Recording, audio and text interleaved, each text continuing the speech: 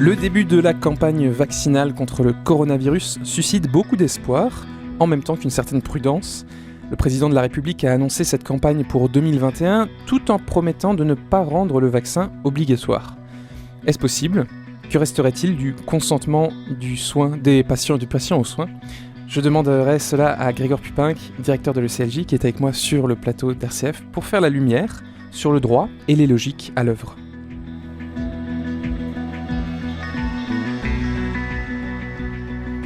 Alors Grégoire Pupinck, il y a une loi du 4 mars 2002 qui a été renforcée en 2005 pour consacrer le droit pour tout patient de refuser les traitements.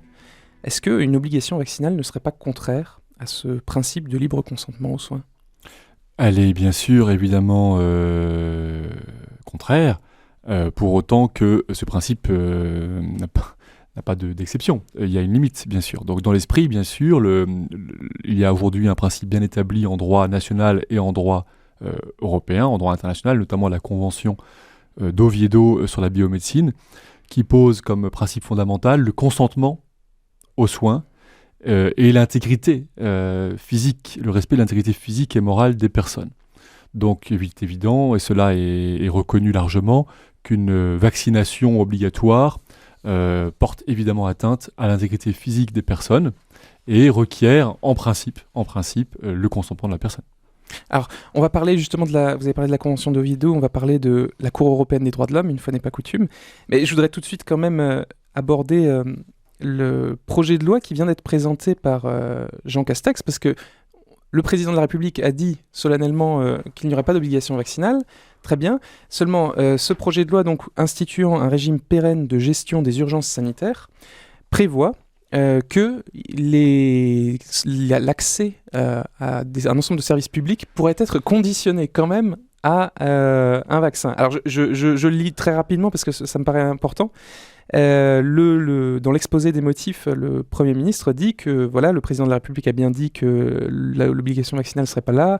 Mais bon, le recours à une telle prérogative, quand même, de pouvoir donc interdire l'accès à des rassemblements, à des services ou à des transports à ceux qui ne seraient pas vaccinés ou qui refuseraient de prendre un traitement s'il y en a un, pourrait permettre une meilleure conciliation entre l'objectif de protection de la santé et les droits et libertés individuelles en se substituant à une mesure de confinement général de la population. Donc on a quand même l'impression qu'ils veulent essayer de maintenir le principe de la possibilité de refuser ou de ne pas être soumis à l'obligation vaccinale, mais à force de conditionner tout service public à une obligation, on va se retrouver avec un principe qui risque d'être... Disons que la liberté de ne pas être vacciné va devenir simplement résiduelle, puisqu'on voit bien ce projet de loi envisage de conditionner la faculté même de sortir de chez soi au fait d'être vacciné. Donc oui, très clairement, et c'est déjà aujourd'hui d'ailleurs le cas s'agissant de la vaccination obligatoire, vous savez, notamment pour les enfants. Qui conditionne l'accès à l'école. Alors, elle est en France, mais aussi dans d'autres pays, variablement obligatoire, mais très souvent, elle est une condition pour pouvoir aller à l'école. Donc, de fait, elle est obligatoire. Si on ne peut pas aller à l'école, et c'est là toute l'affaire notamment qui est à la Cour européenne actuellement, au motif qu'on n'est pas vacciné, eh bien, la vaccination devient obligatoire. Mais l'autre projet de loi sur le renforcement des principes républicains, qui étend l'obligation scolaire de scolarisation dès l'âge de 3 ans, l'un des motifs de cette extension qui est mentionné noir sur blanc dans le document l'étude d'impact qui vient soutenir cette loi, est de dire précisément que c'est une façon de renforcer la surveillance de l'obligation vaccinale. Ah oui. Obliger la scolarisation dès 3 ans permet de renforcer l'obligation vaccinale. Ça, c'est dans l'étude d'impact. C'est dans l'étude d'impact, c'est dit noir sur blanc par le gouvernement. Très bien. Alors, on va justement parler de cette affaire à la Cour européenne des droits de l'homme. C'est une affaire qui est déjà ancienne. C'est l'affaire Pavel Wawrinka et autres contre République tchèque. Elle a déjà été introduite en 2013. On pensait que la Cour européenne allait se prononcer. Finalement, la Chambre s'est dessaisie en faveur de la Grande Chambre en décembre 2019. Il y a eu une audience en juillet 2020. Donc, c'est une affaire attendue et importante. Je pense qu'elle sera jugée, j'espère, en 2020, j'imagine. Le CLJ est intervenu et elle est très importante pour nous parce qu'elle met en cause plusieurs familles qui ont refusé l'obligation vaccinale. Est-ce que vous pouvez présenter cette affaire? Oui, voilà, donc c'est une affaire importante, effectivement, dans laquelle l'ECLJ est intervenu. On peut trouver les observations écrites de l'ECLJ sur notre site, dans cette affaire. Alors c'est une affaire importante parce que c'est la première fois que la Cour européenne des droits de l'homme va se prononcer directement sur l'obligation vaccinale. Elle s'est déjà prononcée dans d'autres affaires sur des questions de vaccins, mais plutôt sur les questions relatives à l'indemnisation en cas d'accident médical suite à un vaccin. Là, vraiment, cette affaire est extraordinaire parce qu'elle regroupe 6 familles qui sont dans des configurations très différentes. Toutes ont été sanctionnées pour avoir refusé de faire vacciner leurs enfants. Alors, soit une sanction suite au refus, soit un empêchement de scolarisation. Donc, il y a les 2 hypothèses. Prévention, entre guillemets, par l'empêchement de scolarisation et sanctions pénales, financières des parents qui ont refusé. Ensuite, les parents, différentes catégories. Des parents qui refusent pour des motifs religieux, d'autres qui refusent certains vaccins, mais pas d'autres, pour des motifs scientifiques, d'autres même qui ne refusent aucun vaccin, mais qui, étant eux-mêmes parents de profession de biologistes, veulent appliquer à leurs enfants leur propre calendrier de vaccination. Donc on a toute une variante, de cas sur des motifs d'objection différents. Et à chaque fois se pose la question du caractère obligatoire, général et quasiment absolu de la vaccination en République tchèque et de l'impossibilité ou la très grande difficulté de pouvoir y échapper, même pour des motifs légitimes. Parce que l'un des cas, d'ailleurs, dans ces 6 familles, est intéressant parce que cette famille, imaginez-vous bien, voulait faire vacciner son enfant, mais c'est leur médecin traitant qui a dit qu'il y avait une incompatibilité. Ah oui, il y a une prédisposition à la vaccination. Donc le médecin traitant a dit non, vous ne pouvez pas faire vacciner votre enfant. Toutefois, l'école a exigé le certificat de vaccination. Ah oui, alors bon là... Et l'enfant n'a pas pu être scolarisé parce qu'il n'était pas vacciné. Donc voyez-vous bien les types d'incohérences. Donc là, c'est une affaire importante. La grande chambre de la Cour européenne des droits de l'homme va se prononcer, donc elle va vraiment poser les principes applicables en droit sur précisément le respect de l'intégrité physique des personnes, mais aussi de l'intégrité morale, au regard des convictions à la fois morales, scientifiques et religieuses des parents, au regard du droit à l'instruction de l'enfant. Donc tous ces éléments-là vont être pris en compte, et nous attendons le jugement. Alors je pense qu'il ne devrait plus trop tarder. Toutefois, je ne sais pas si la Cour va se prononcer maintenant dans ce contexte si tendu sur ce sujet. En particulier, elle sait que son arrêt, sa décision sera très attendue. Oui. Mais justement, en connaissant son raisonnement habituel, surtout par rapport à la question de la proportionnalité ou les questions de consensus, à votre avis, si elle est fidèle à sa jurisprudence ou à son habitude de réflexion, comment est-ce qu'elle pourrait trancher ce litige ? Il est certain qu'elle va reconnaître que la vaccination est une ingérence dans l'intégrité, dans le respect de l'intégrité physique des personnes, et même morale, garantie à l'article 8. Il est aussi certain qu'elle va estimer que la vaccination poursuit le but légitime de la protection de la santé publique. Donc toute la question sera la proportionnalité. Et là, on arrive au vrai problème, c'est finalement quelle est la capacité des citoyens ordinaires à porter un jugement sur la qualité d'un vaccin. Même au plan politique, il est difficile de savoir à qui se fier. Il est évident que ni vous ni moi ne sommes capables de porter une appréciation sur cette qualité des vaccins.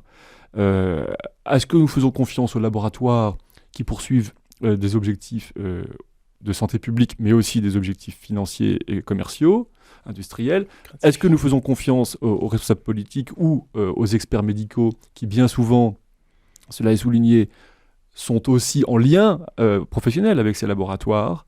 Donc, où pouvons-nous trouver une expertise réellement indépendante, capable de porter un jugement sur la qualité des vaccins et pour pouvoir s'y opposer? Le problème, c'est que la suspicion générale qui se répand aujourd'hui s'agissant de l'industrie pharmaceutique, avec certains bien fondés, évidemment, et notre incapacité de porter un jugement sur la qualité des vaccins nous place dans une situation des plus délicates.